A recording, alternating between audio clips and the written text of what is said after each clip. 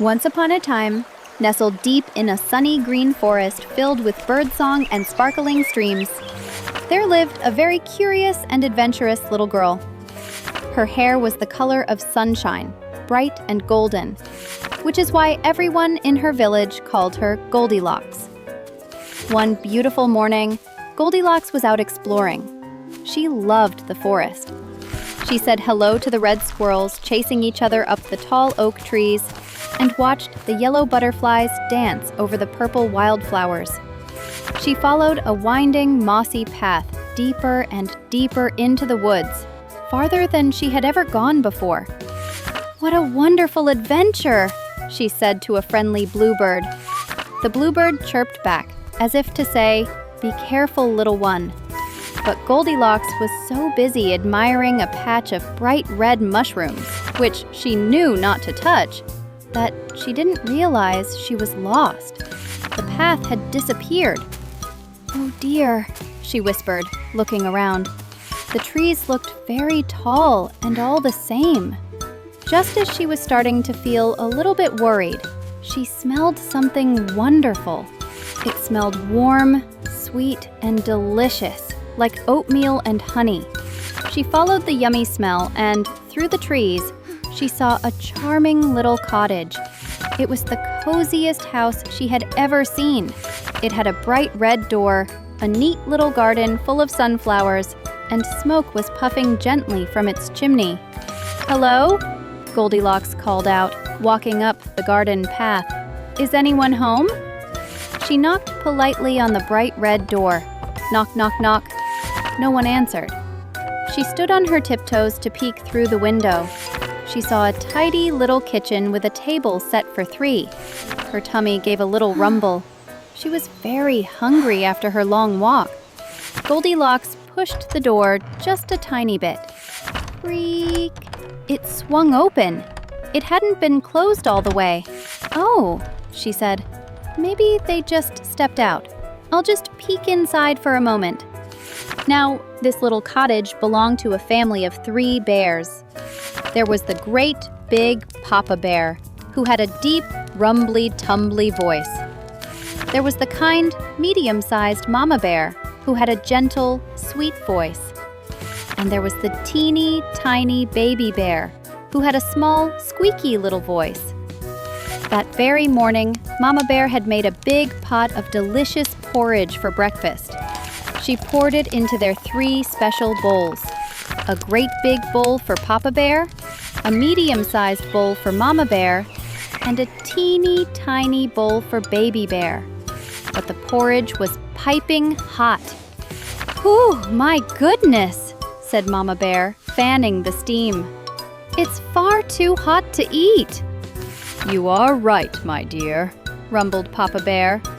"Why don't we go for a short walk in the forest while it cools? The morning air is lovely." "Yes," squeaked Baby Bear. "Let's go find honey flowers." So the 3 bears locked their door, or so they thought. Papa Bear hadn't pushed it quite shut, and went out for their walk, never guessing who might visit while they were gone. Back in the cottage, Goldilocks stepped inside. My, what a cozy home! The first thing she saw was the table with the 3 bowls of porridge. Her empty tummy rumbled again, even louder. "I'll just have one tiny taste," she promised herself. "I am so very hungry." First, she looked at the great big bowl. It belonged to Papa Bear. A big wooden spoon was resting beside it. Goldilocks took a tiny spoonful. "Ow!" she cried, fanning her mouth. "That is way too hot." Next, she looked at the medium-sized bowl. It was a pretty blue bowl belonging to Mama Bear. Goldilocks took a tiny taste from the silver spoon. "Ew," she shivered, making a face. "That is way too cold." Finally, she looked at the teeny, tiny little bowl. It was a cute yellow bowl with red polka dots, and it belonged to Baby Bear. She took a tiny taste from the tiny little spoon. She smiled. This porridge is not too hot and not too cold. It is just right. It was so warm and sweet with honey that before she knew it, she had eaten it all up. Scrape, scrape, scrape went her spoon against the bottom of the empty bowl. With a full tummy, Goldilocks felt a bit sleepy. She looked around and saw a cozy living room with a warm fireplace. There were 3 chairs. I'll just sit for a moment to rest my feet, she thought. First, she tried the great big chair. It was Papa Bear's big wooden rocking chair. She climbed up, but oh, she grunted. This chair is way too hard. It felt like sitting on a block of wood. Next, she tried the medium-sized chair. It was Mama Bear's armchair, covered in soft, flowery cushions. She flopped down into it. Whoosh! Oh my, she giggled as she sank down, down, down. This chair is way too soft. She almost disappeared in the pillows. Finally, she saw the teeny tiny little chair. It was Baby Bear's chair, painted bright blue with a soft little cushion. Goldilocks sighed, sitting down. This chair is not too hard and not too soft. It is just right. She rocked gently in the little chair. Creak, crack. But Goldilocks was not a teeny tiny bear. Crack! The little chair broke. It wobbled and then bonk. It fell apart into 4 pieces right on the rug. Oh dear, whispered Goldilocks, feeling a little bit silly. Oh my. Now she was very sleepy. She saw a staircase and thought, maybe there is a comfy place to nap upstairs. Just for a minute. She tiptoed up the stairs and found a bedroom. Inside, there were 3 beds, all lined up in a row. First, she looked at the great big bed. It was Papa Bear's bed, with a very high headboard. She tried to climb on, but the pillow was very high. This bed is way too high at the head, she puffed. Next, she looked at the medium-sized bed. It was Mama Bear's bed with a fluffy pink quilt. She lay down, but her feet dangled off the end. This bed is way too low at the foot, she complained. Finally, she saw the teeny tiny little bed. It was Baby Bear's bed with a soft cloud-like pillow and a warm yellow blanket. She yawned, climbing in and pulling the blanket up to her chin. This bed is not too high and not too low. It is just right.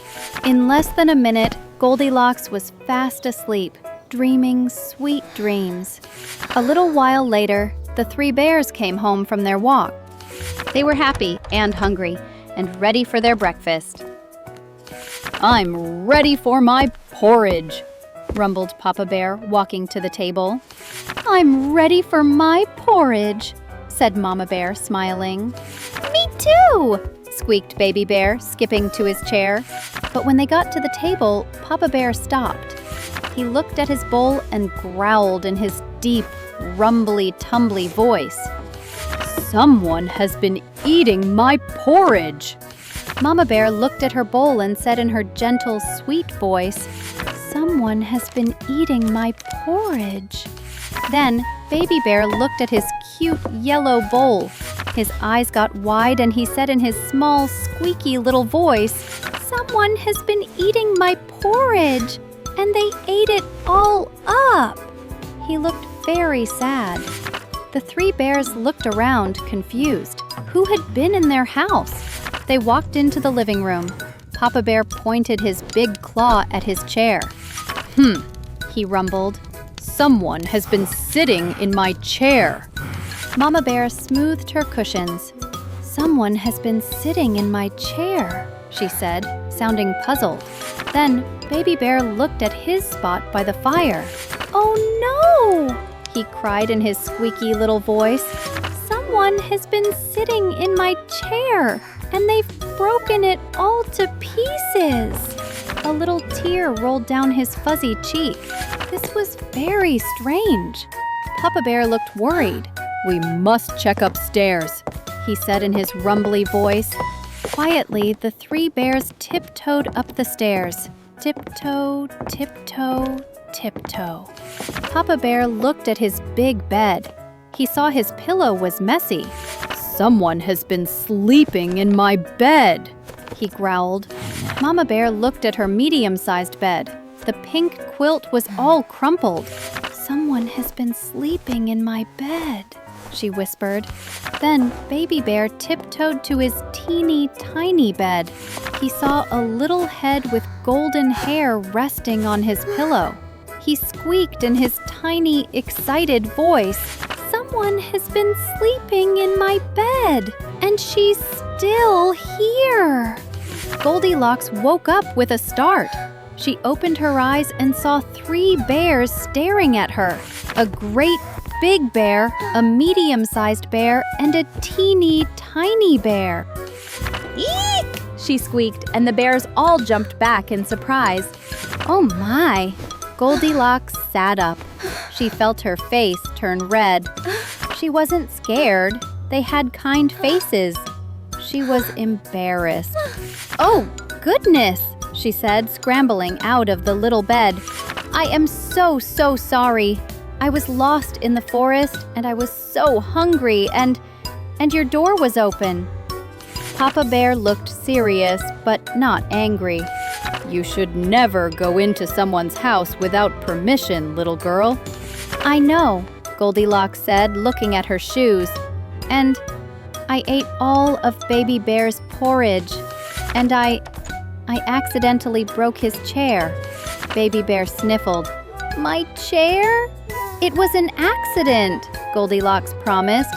"I'll help you fix it, and I can go home and get you some honey from my mother's beehive to say thank you for the porridge." Mama Bear smiled a gentle, sweet smile. "Well, what a fright you gave us, but it is very good of you to apologize." The bears were so kind that they weren't scary at all. Papa Bear showed Goldilocks the path that led back to her village. Goldilocks waved goodbye, promising to come back the next day with honey for Baby Bear. And she did. She and her father came back and helped Papa Bear fix the teeny tiny chair, making it stronger than before. Goldilocks and Baby Bear shared the honey, and they all became good friends. From that day on, Goldilocks was still an adventurous girl, but she learned a very important lesson: to always be respectful of other people's homes, and to never eat a bear's porridge unless you ask first.